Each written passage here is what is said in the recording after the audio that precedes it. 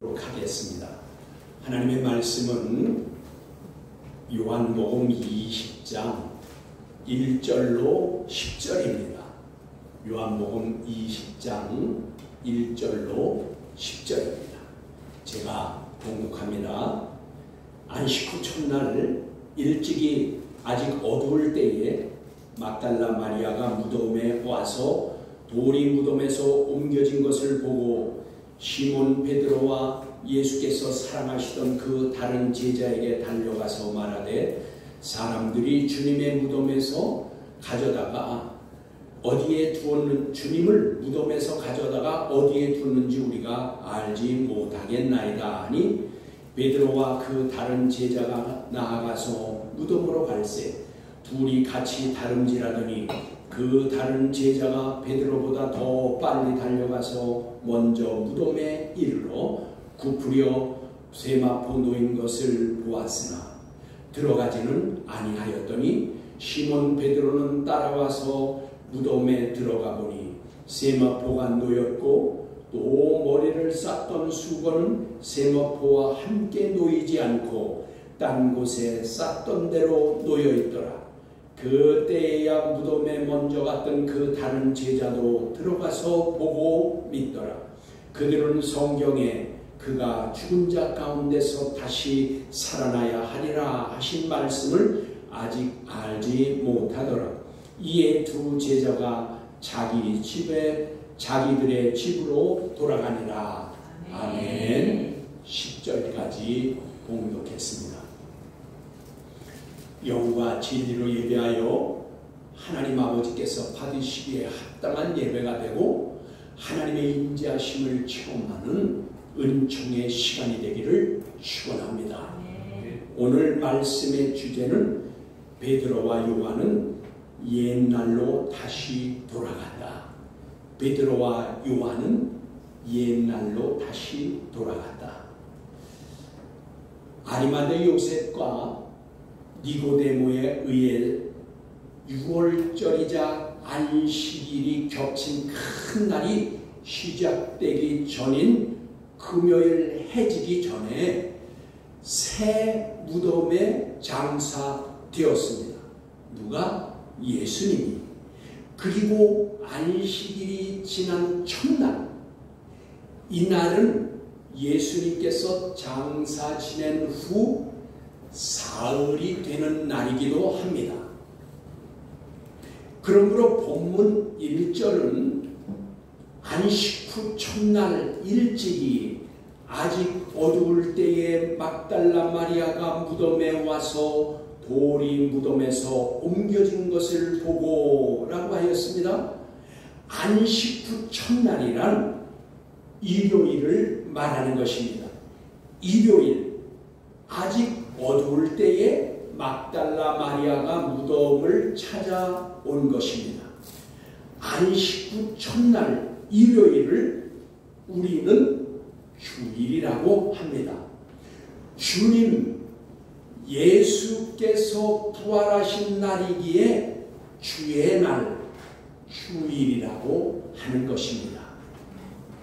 예수 그리스도를 믿는 자들이 모여 예배하며 예수님께서 하셨던 것처럼 떡을 떼었던 것을 볼 수 있습니다. 그러니까 처음 이 주일일 때에는 매일 떡을 떼었던 거예요. 매주 떡을 떼었어요. 그러니까 이것이 떡을 뗐다는 것은 성만찬을 말하는 거죠. 그래서 이때에 매일 떡을 떼었는데 사도행전 20장 7절에 보면 이렇게 말씀하십니다. 그 주간의 첫날에 우리가 떡을 떼려 하여 모였더니 라고 하였습니다. 그 주간의 첫날, 그게 이제 주의 날이에요. 고린도전서 16장 2절의 말씀에도 매주 첫날에 너희 각 사람이 수입에 따라 모아두어서 내가 갈 때에 연보를 하지 않게 하라 하여서 매주 첫날이 주의 날, 주일이 되어 하나님을 예배하는 것입니다. 이게 그래서 주일이 된 거예요. 막달라 마리아가 무덤을 찾아갈 때는 아직 어두울 때라고 하였습니다. 여기 어두울 때란 스코티아입니다. 이는 밤의 어둠이기도 하지만 세상의 어둠, 죄의 어둠을 나타내기도 합니다. 그래서 보통은요, 광명이 없는 밤의 어둠은 닉스라고 합니다. 그런데 여기는 스코티아를 썼어요. 그래서 스코티아의 어둠은 세상과, 즉 세상의 죄와 어둠을 나타내기도 하는 것입니다. 즉 예수님께서 부활하시기 전에 어둠은 떠나갈 어둠을 의미하는 겁니다. 떠나가는 어둠, 그러니까 죄의 어둠, 사망의 어둠은 떠나갈 어둠인 것입니다. 그게 왜 그런 줄 아세요? 예수님께서 빛이시기 때문에 예수님이 오시면 어둠은 떠나갈 것이고 그 죄의 어둠도 떠나가게 되는 것입니다. 그래서 여러분 8장, 요한복음 8장 12절의 말씀에 이렇게 말씀하셔요. 예수님께서 이르시되 나는 세상의 빛이니 나를 따르는 자는 어둠에 다니지 아니하고 생명의 빛을 얻으리라. 아멘. 여기에 어둠이 바로 스코티아입니다. 그래서 그 어둠이 얼마나 어둡든지 간에 예수 그리스도의 빛, 생명의 빛이 비춰지면 그 어둠은 떠나가게 된다, 그 말이에요. 그래서 여기 마리아가 찾아갔을 때의 그 어둠은 스코티아라고 되어 있으니까 아직 밝지 않아서 어둠도 있지만 그 죄의 세상의 어둠은 예수님께서 부활하심으로 그 어둠은 떠나갈 것이다, 그 말이에요. 그것이 바로 죄와 그 세상의 죄의 어둠을 말하는 것입니다. 막달라 마리아가 무덤에 왔을 때에 무덤에 큰 돌이 옮겨져 있었습니다. 그것을 본 마리아가 2절의 말씀과 같이 시몬 베드로와 예수께서 사랑하시던 그 다른 제자에게 달려가서 말하되 사람들이 주님을 무덤에서 가져다가 어디에 뒀는지 우리가 알지 못하겠나이다 하니라고 하였습니다. 막달라 마리아는 무덤에 큰 돌이 옮겨진 것을 보고 누군가 예수님의 시체를 옮겨간 것으로 여긴 것입니다. 그리하여 베드로와 요한에게 달려가서 알렸던 것입니다. 이 부분에서 우리가 풀고 넘어가야 할 것이 있습니다. 뭐냐면 공관복음에서는 안식 후 첫날 새벽에 무덤을 찾은 사람들이 막달라 마리아 외에도 다른 마리아 2명이 더 있었습니다. 그런데 요한복음에서는 막달라 마리아의 이름만 나와 있어서 이게 혼동할 수가 있는데 여러분 아마도 요한은 막달라 마리아에게 초점을 두었던 것 같습니다. 그렇지만 여러분 2절 하반절에 보면 이렇게 말씀하시죠. 어디에 두었는지 우리가 알지 못하겠나이다 하여 우리라는 복수를 쓴 것을 보아서 공관복음서와 같이 다른 마리아들도 같이 왔었다는 것을 알 수가 있습니다. 그렇죠? 우리가 그랬으니까 다른 마리아들도 있었다는 걸 알 수 있어요. 여인들의 말을 들은 베드로와 요한은 3절로 5절의 말씀과 같이 베드로와 그 다른 제자가 나가서 무덤으로 갈 때에 같이 다름질하더니 그 다른 제자가 베드로보다 더 빨리 달려가서 먼저 무덤에 이르러 구부려 세마포 놓인 것을 보았으나 들어가지 아니하였더니 라고 하였는데 이것은 아마도 베드로는 나이가 좀 더 먹었고 요한은 젊었으니 같이 달려가니 젊은 요한이 더 빨리 달려갔을 것이 우리가 생각할 수 있죠. 그래서 요한은 빨리 달려갔지만 그는 무덤 안에는 들어가지 않았다. 그래서 6절과 7절의 말씀에 시몬 베드로는 따라와서 무덤에 들어가 보니 세마포가 놓였고 또 머리를 쌌던 수건은 세마포와 함께 놓이지 않고 딴 곳에 쌌던 그대로 놓여있더라 라고 하였습니다. 여러분, 공관복음에서는 세마포만 놓여있었다고 하였지 머리에 쌌던 수건에 대한 언급은 없습니다. 그런데 요한복음의 7절 오늘 말씀에는 이렇게 말씀하지요. 또 머리에 쌌던 수건은 세마포와 함께 놓이지 않고 딴 곳에 쌌던 대로 놓여있더라 라고 하였습니다. 요한은 이 부분에서 무엇인가 중요한 것을 우리에게 지금 말하려고 하는 것입니다. 머리를 쌌던 수건은 딴 곳에 그랬는데 여기 딴 곳이란 한 장소의 원문의 뜻은 한 장소의 그런 뜻이에요. 우리말 성경은 딴 곳에 그랬지만 원문은 한 장소에 라는 뜻입니다. 그래서 다른 한 곳에 머리를 쌌던 대로 놓여 있었다고 하는 것입니다. 여기에서 주목해 볼 것은 쌌던 대로 놓여 있다라는 것입니다. 원문에는 엔툴로스 그랬어요. 이 엔툴로스라는 것은 감싸다 그런 뜻이에요.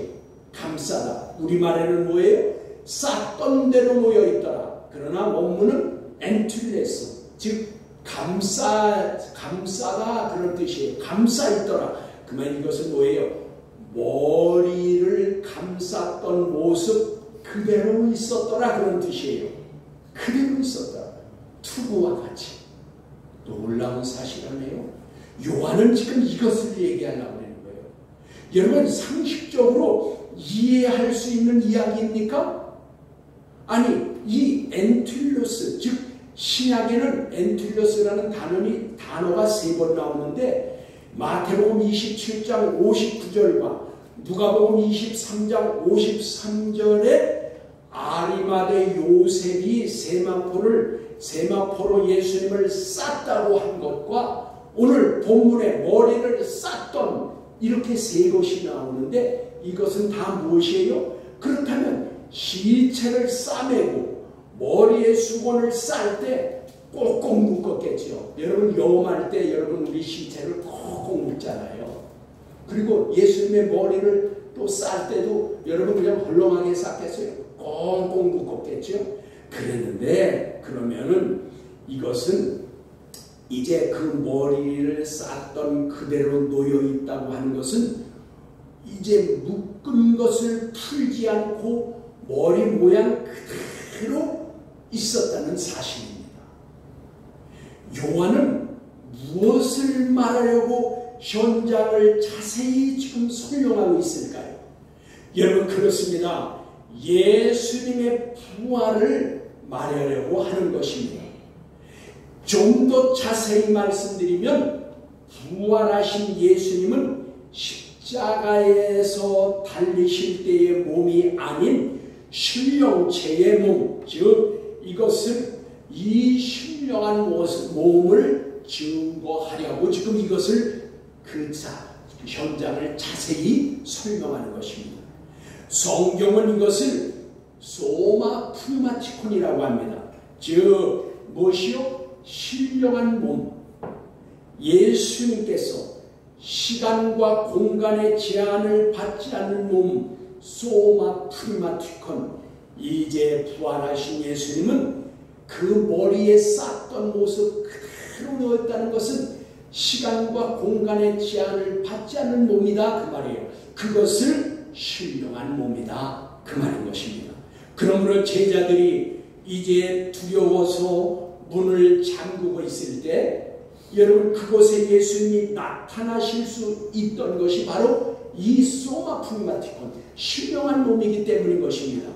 문이 닫혔어도 들어올 수 있었던 것. 머리에 수건을 그 세마포로 꽁꽁 둘러쌌는데도 그것이 그대로 모습이 있는데도 빠져나왔다는 것. 신령한 몸을 말하는 것입니다. 사망의 권세, 즉 죽음을 이기시고 승리하신 영화로운 하나님, 하늘과 땅의 권세를 가지신 분인 것을 증거하는 것입니다. 저와 여러분도 부활할 때에는 예수님과 같이 영원한 몸으로 부활할 것입니다. 이것을 보여준 것입니다. 예수님이 그 몸을, 신령한 몸을 보여주신 것입니다.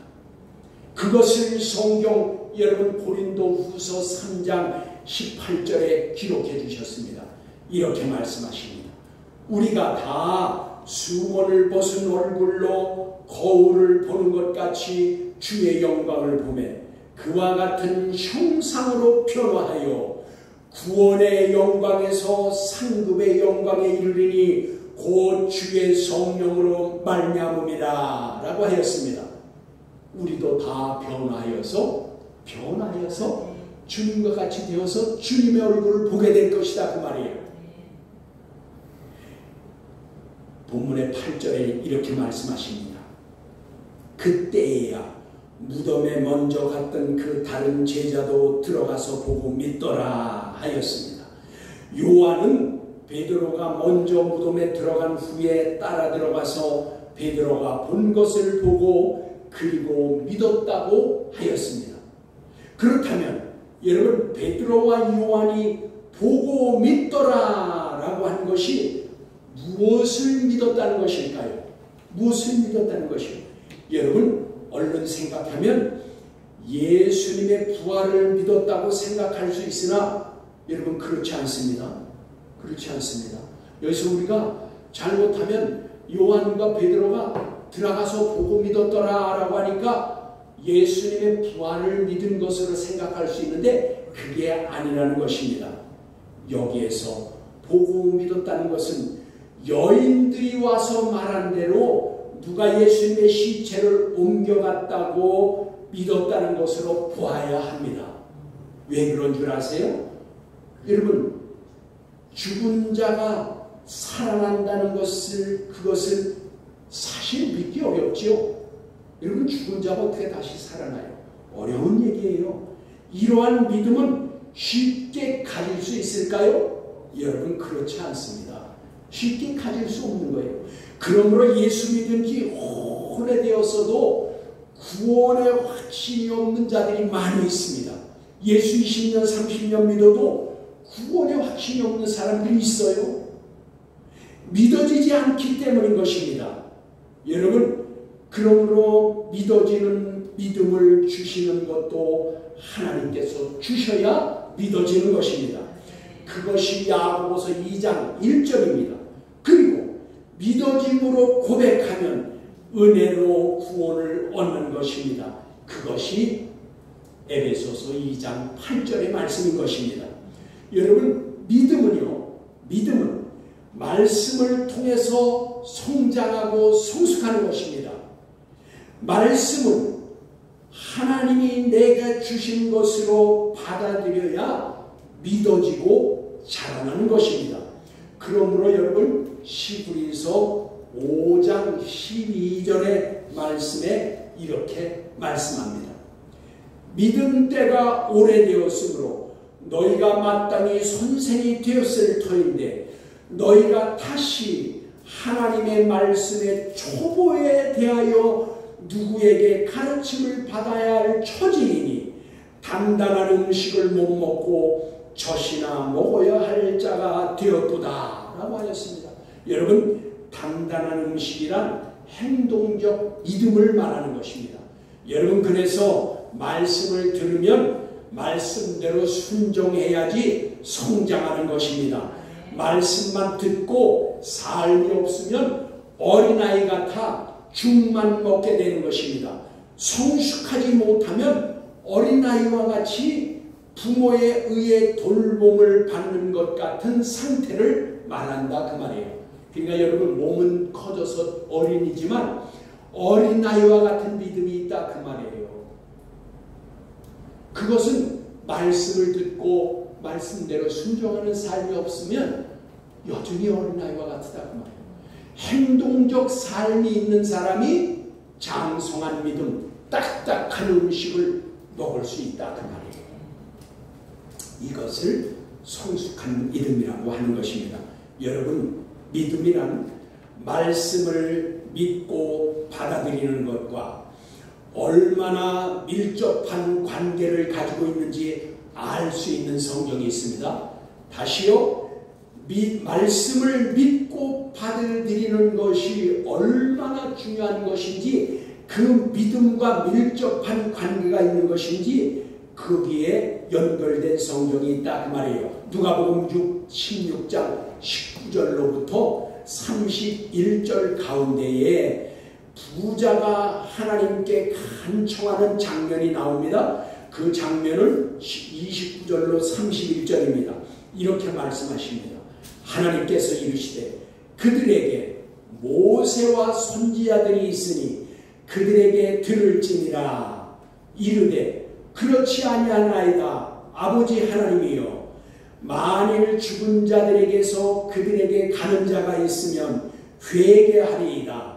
이르되 모세와 선지자들에게 듣지 아니하면 비록 죽은 자 가운데서 살아나는 자가 있을지라도 권함을 받지 아니하리라 하였다 하시니라. 아멘. 그렇습니다.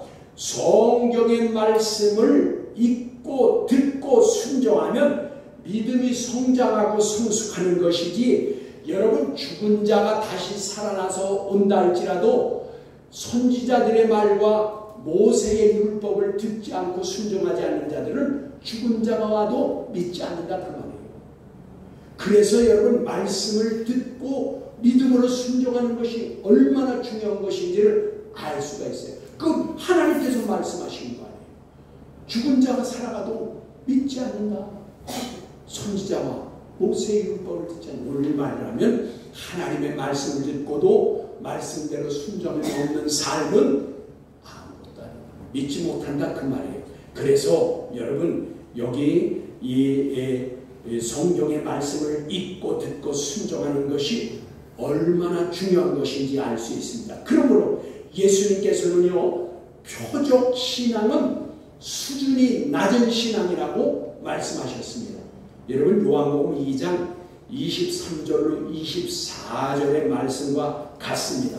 거기 이렇게 말씀하십니다. 6월절에 예수께서 예루살렘에 계시니 많은 사람이 그의 행하시는 표적을 보고 그의 이름을 믿었으나 예수는 그의 몸을 그들에게 의탁하지 아니하셨으니 라고 하여서 표적 신앙은 수준이 낮은 신앙이었기 때문인 것입니다. 그러므로 예수님은 부활하신 후에 도마에게 이렇게 말씀하십니다. 요한복음 20장 29절에 이렇게 말씀하십니다. 예수께서 이르시되 너는 나를 본고로 믿느냐, 보지 못하고 믿는 자들이 행복하도다 라고 말씀하셨습니다.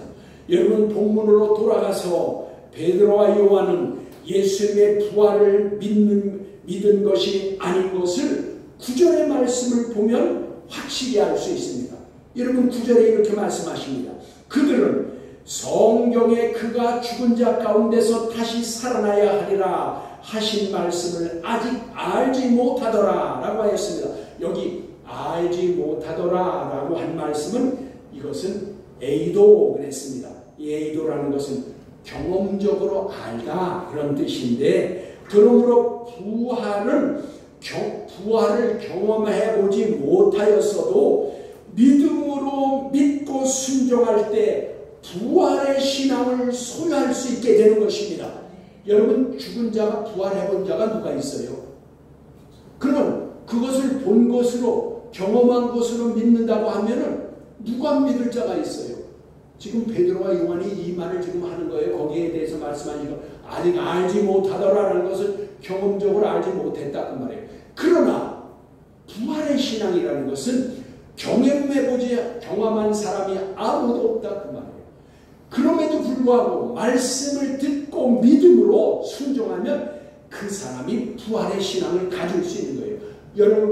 여러분은 부활의 신앙이 있습니까? 여러분, 말씀을 믿고 순종하는 것이 바로 부활의 신앙이에요. 나도 부활할 수 있다. 예수님이 부활했으니 나도 부활할 수 있다. 이것이 바로 부활의 신앙인 것입니다. 여러분, 그래서 그 성경의 죽은 자 가운데서 다시 살아나야 하리라 하신 말씀을 이라고 하신 것 중에서 여기 하리라라는 것은 때이입니다. 그러니까 이것은 뭐냐, 때이라는 것은 반드시 무엇해야 한다 그런 뜻인데, 성경의 말씀대로 반드시 부활할 것이라는 필연성인 것입니다. 여러분, 그러니까 예수 그리스도께서 반드시 부활할 것을 성경에서는 이미 예언자들을 통해서 말씀하셨다 그 말이에요. 우리 또한 예수님이 부활하셨으니 우리도 반드시 부활할 것을 믿어야 한다 그 말이에요. 이것이 부활의 신앙인 것입니다. 그러므로 베드로와 요한은 성경에 기록된 말씀, 메시아가 죽은 자 가운데서 반드시 다시 살아나야 하리라 하신 말씀을 믿음으로 받아들이지 못하여 믿지 못한 상태인 것을 지금 말씀하는 것입니다. 그럼 베드로와 요한은 왜 이러한 믿음의 상태에 있었을까요? 그것은 말씀이 생각나지 않고 기억하지 못하였기 때문인 것입니다. 여러분, 말씀은 생명력이 있으며 능력이 있는 것입니다. 이들은, 즉 베드로와 요한은 예수 그리스도께서 말씀하신 그 말씀을 흘려버렸기 때문에 예수님께서 제자들에게 몇 번에 걸쳐서 인자가 죄인의 손에 넘겨져 십자가에 못 박히고 제3일 만에 살아나야 하리라는 내용으로 마태복음 17장 23절에 또 20장 19절에 누가복음 9장 22절에 18장 33절에 24장 7절 등에서 말씀하셨음에도 불구하고 이들은 그 말씀이 생각나지도 또 기억하지도 못했던 것입니다. 그러므로 이들은 나중에 예수님께서 부활하셨을 때에 천사가 와서 말해줍니다.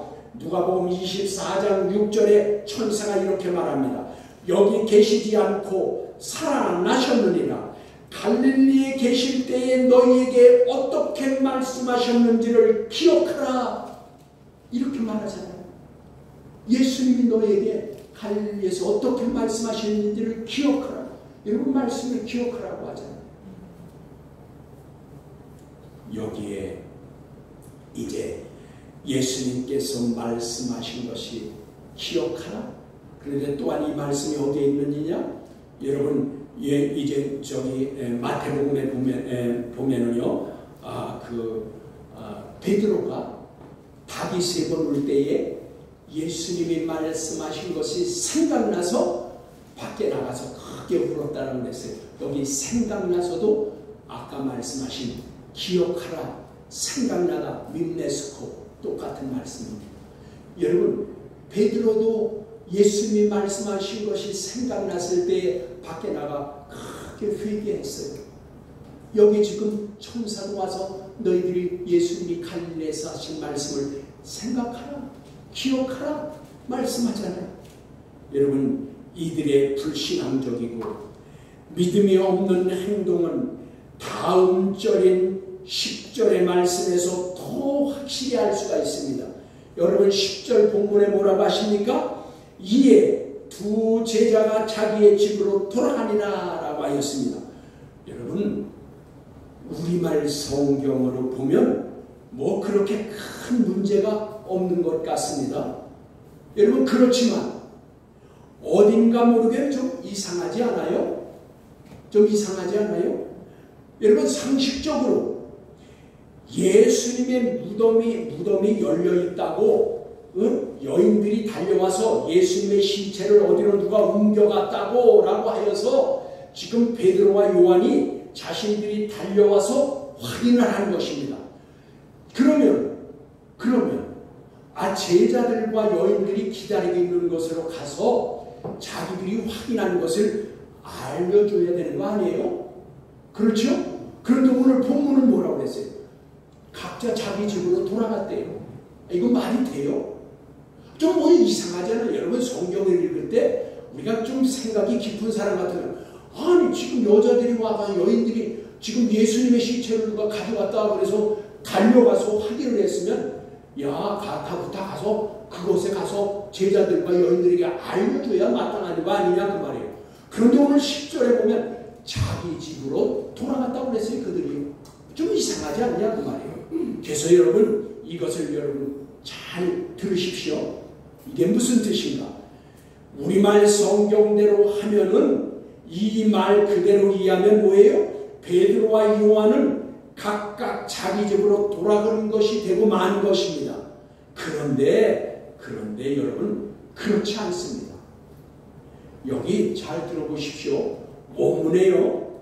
여기에 자기들의 집으로 그랬는데 이것은 아우토스 프로스 그랬어요. 아우토스 프로스라는 뜻은 그들 자신에게로 라는 것입니다. 그들이 집으로가 아니라 그들 자신에게로예요. 그리고 그 다음에 뭐라고 했어요? 집으로라는 단어는 원래 없어요. 우리말 성경에 있는 집으로라고 했죠. 원문에는 집으로라는 단어가 없어요. 그리고 거기 뭐라고 했어요? 그들 자신에게로. 이게 뭐라고 했어요?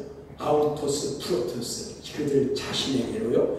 그리고 돌아가니라 라고 했는데요. 여기 돌아가니라 라고 했는데 팔린 아페르코마이 그랬어요. 그런데 우리말 성경에는 그냥 아페르코마이만 해석한 거예요.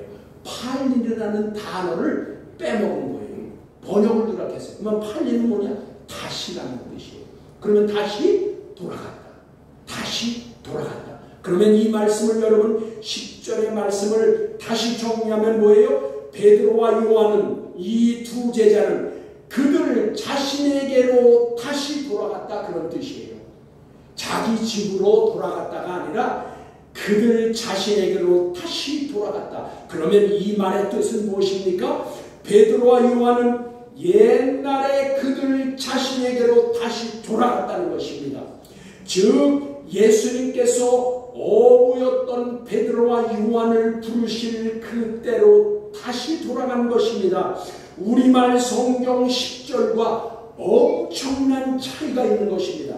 옛날에 자신에게로 다시 돌아갔다는 것은 믿음 없었던 상태, 예수님께 부름받기 전으로 다시 돌아갔다는 것입니다.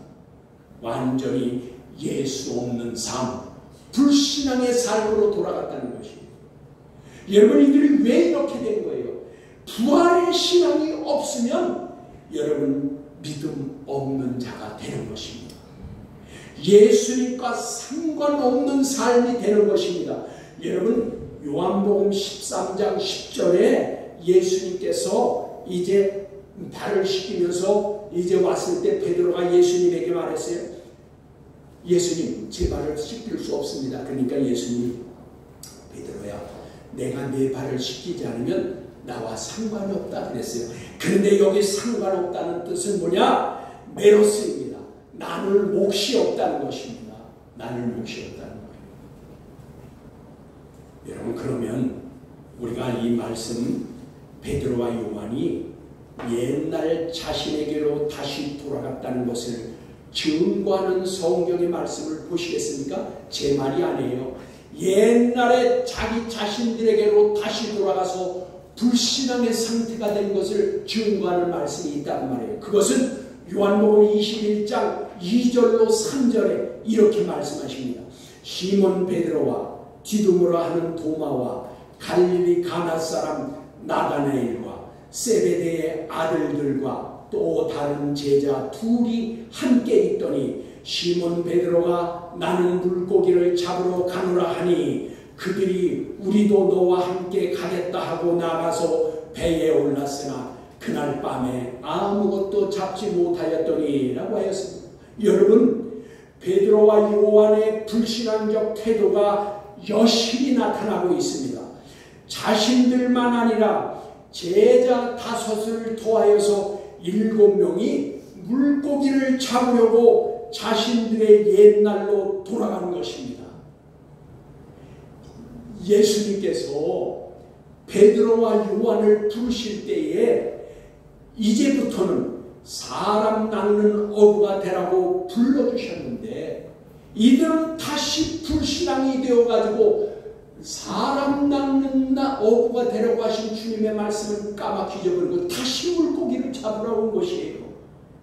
말씀을 믿지 못하고 예수님의 말씀을 생각하지 못하고 말씀이 기억나지 않으므로 부활의 현장에 가서 부활을 믿지 못하여서 옛날로 다시 돌아올 뿐 아니라 다른 제자들까지도 불신앙적 태도에 빠지게 만든 것입니다. 왜요? 수제자와 예수님이 가장 사랑하시던 제자 요한이 다시 불신앙으로 물고기를 잡으러 오니 나머지 제자들도 우르르 따라와가지고 7명의 물고기를 잡으러 간 것입니다. 그들의 결과가 무엇입니까? 그날 밤에 아무것도 잡지 못하였습니다. 밤새도록 고기 한 마리 잡지 못하였던 것입니다. 예수 그리스도가 없는 사람의 삶은 아무것도 아닌 것입니다. 예수 없는 삶은 케노스, 텅 빈 껍데기, 깡통과 같은 것입니다. 예수님 없어도 잘 되는 것 같은가요? 예수 없이도 부족함이 없다고요? 예수 없이도 자유하다고요? 예수는 생명입니다. 빛입니다. 진리십니다. 생명을 잃으면 심판이 있는 것입니다. 빛이 없으면 어두움, 죄악에 빠지는 것입니다. 진리를 떠나면 사망이 자기왕 노릇하는 것입니다.